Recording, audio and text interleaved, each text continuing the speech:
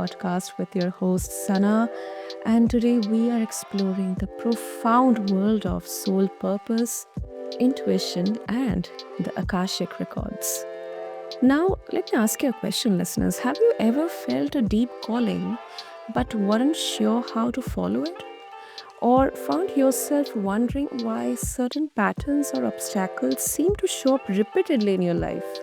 Well, today's conversation might give you the answers you are seeking. And to help me with all the answers, joining us is Alexa Darrin, a spiritual coach, psychic medium, and clarity catalyst. Now, let me share a bit about Alexa with you. She helps ambitious, multi passionate women clear their energetic clutter, gain clarity on their soul purpose, and turn that purpose into a thriving, soul aligned life and business as well. And with her grounded approach to spirituality and her powerful Akashic record readings, Alexa bridges the gap between intuition and action. So, with that, Alexa, welcome to the show, and I'm so excited to dive into this with you today. Thanks so much for having me. Lovely. So, Alexa, let's start with the basic. I think this question will be first in mind for our listeners. What exactly are the Akashic records and how do they provide insight into a person's soul purpose? Yeah, great question. So, the Akashic Records are essentially an energetic library that Mhm. exists in the fifth dimension. And it's a library of everything that has ever happened to your soul, all the decisions that you've made, and what makes you who you are on the soul level. Mm, wow. So, is there a way to explain what it feels like to access them, for someone who has never experienced it? It doesn't feel like you're, um, like you're experiencing crazy sensations or really traveling somewhere intense. It's actually quite subtle. And so it's something that I access through meditation and intention, through a prayer. And so it feels quite natural. And anyone can learn how to access the Akashic records. It might be Mhm. easier for some people than others, but yeah, it feels really natural. Mm, makes sense. Makes good sense. And you also mentioned that Akashic records they can reveal patterns from past lives or childhood that block us from fulfilling our purpose. And I think I can relate to it because um, our subconscious records all the past life experiences or maybe childhood trauma or anything, any kind of experience. It's recording at a very high level, which we do not even, in fact, are aware about. So, how do you identify and clear those blocks? Yeah, and it's really interesting when our souls, in between incarnations, we don't get to wipe the slate clean, right? Of karma, of any trauma, things we haven't healed yet. And so if you're carrying unhealed wounds and blocks and vows you've taken, that follows you into your next incarnation and often shows up as patterns in your life so that you can have the opportunity to heal those things, to learn those lessons, and to resolve those patterns. And so that's why you do see some people, you feel like you might go through the same things over and over again, always, attract, partners who don't respect your boundaries, things like that, right? And so these are just opportunities to heal. And in the Akashic records, I identify my clients, those wounds and patterns and blocks, all different types of things that they're carrying from past lives so that we can heal those, which is a mix of energetic clearing but then also taking new action to break those cycles. So it's a mix of energetic work and work here in the 3D, here on Earth, taking action. Mm. Wow. Wow. That is uh, really, really interesting. I think really profound. Uh, and also, when we talk about intuition or soul purpose, what's the relationship between both of these? How can someone start trusting their intuition when making life decisions? Starting small. So if you're not used to trusting your intuition, then you want to start with decisions that don't feel like they have massive consequences if you're going to take that leap of faith. And so tuning into your intuition in a variety of different ways and going with what your intuition has guided you to do, and then paying attention. Did that work out for you? How do you receive that intuition? What was it, a feeling, a sensation, a knowing? Did you see something when you close your eyes and then act on that intuition? And as the more that you kind of practice and you get that validation, then you can begin to take greater leaps of faith with your intuition. And when we talk about intuition, there can be situations where maybe decisions out of our intuition could be wrong or can maybe create some life changing events. And, we talk about signs, for example, I'm taking a huge major decision and I see there's a sign which is kind of signaling me that, yes, you're taking the right one. How do we all, navigate through these really complicated situations? Yeah, that's one of the greatest challenges of life, right? And I think it's balancing the different sort of areas in your body and levels where you can access a knowing, right? So there's your head and using logic and thinking through your decision logically, also learning to tune into your heart. And what does your heart have to say about that decision? Learning to tune into your body. What does your body have to say? And whatever clarity you might have, and combining all of that together to make a decision. And I think, you said something about, okay, what if I make the wrong decision and now it's going to cause me all of this trouble? Right. Well, when it comes to making decisions, a lot of the times what we think is a wrong decision, that we might think it takes us in an unexpected direction, is often an opportunity for learning and growth. It's not necessarily what we thought we asked for, but it is what our higher self is guiding us towards to achieve the goal that we wanted to achieve, just in a different way than we expected. And so I think that's why it's also really important when you're working with your intuition, when you're learning to trust the universe, so to speak, that you really have to understand that there's a bigger picture to everything, and that challenges, in the way that we often label them as bad or hard or unwanted, sometimes there is a lesson, a really beneficial lesson or growing opportunity within that challenge if we can just sort of step back and see, okay, what am I learning from this? How am I becoming better? How is this leading me to something better than I imagined when I was, setting this intention or making this decision? Hmm. Also, you help clients gain clarity on their purpose and also turn that purpose into a profitable, fulfilling business.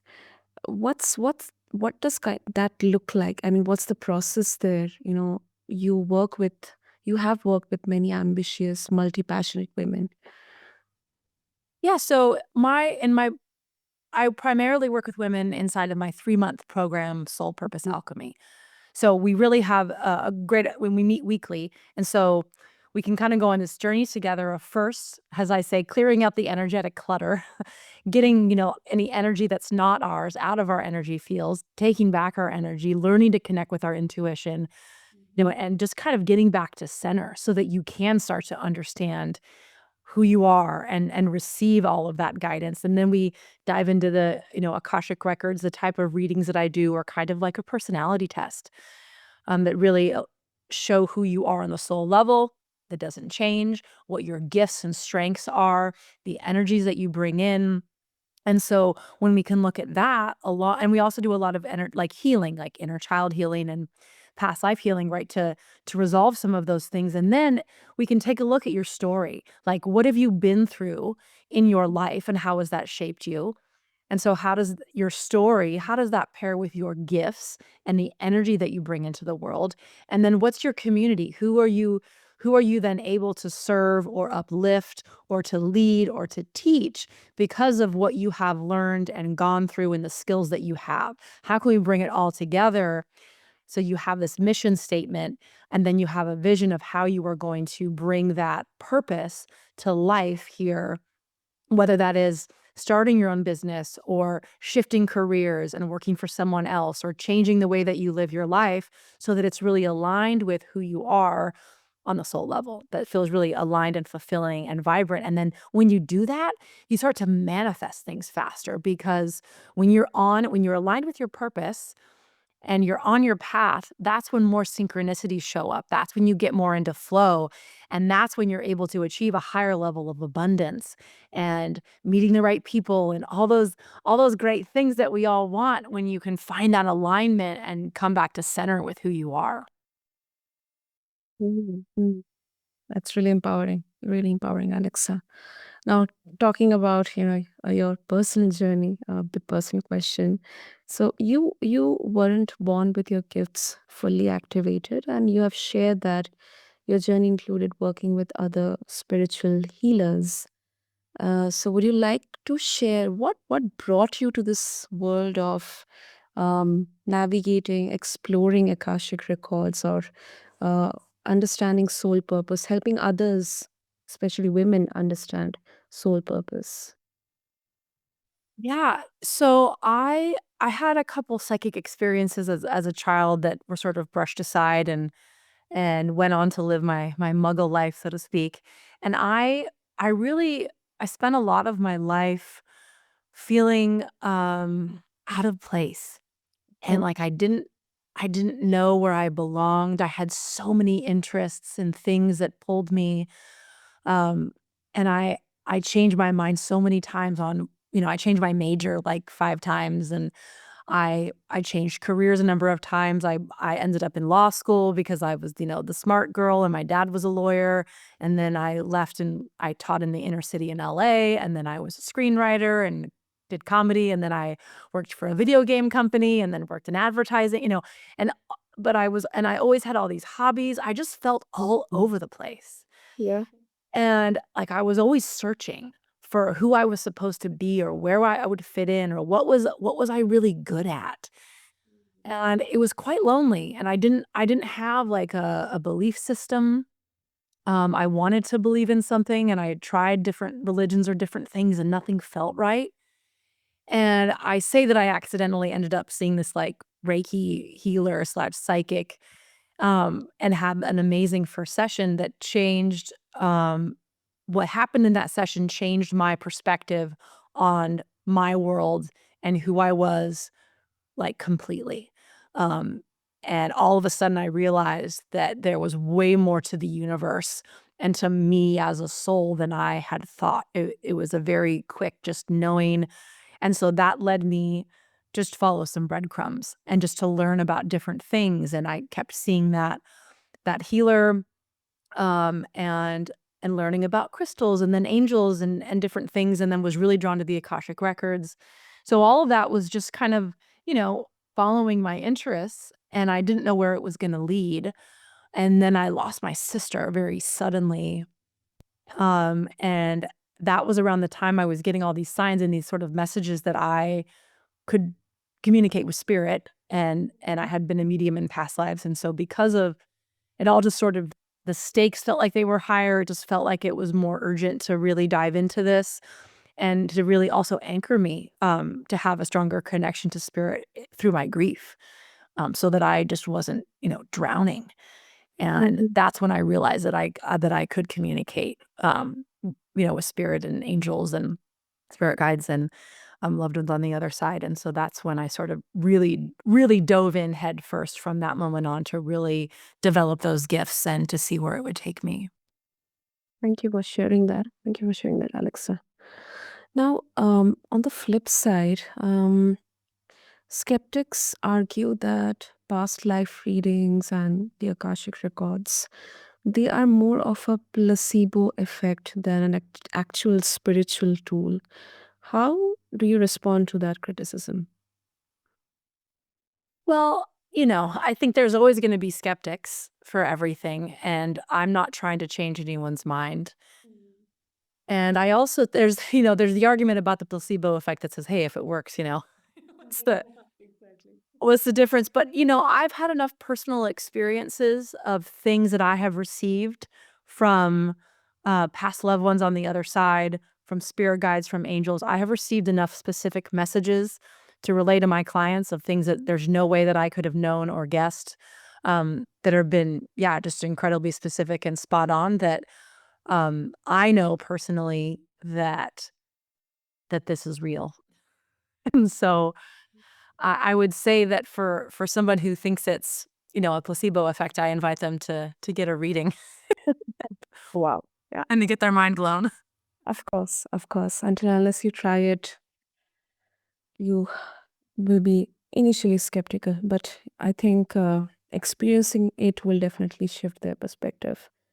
And I think it's good to be skeptical. I think that you should, for everything that you hear, you should try to have your own experience. And that's another reason I like to guide my clients to developing their own relationship with their spirit guides and their angels and their intuition, so that they can connect with their inner knowing and not have to rely on someone else or me, or to get answers on what they should do. Like you should be able to tap into your own inner knowing and power and question everything.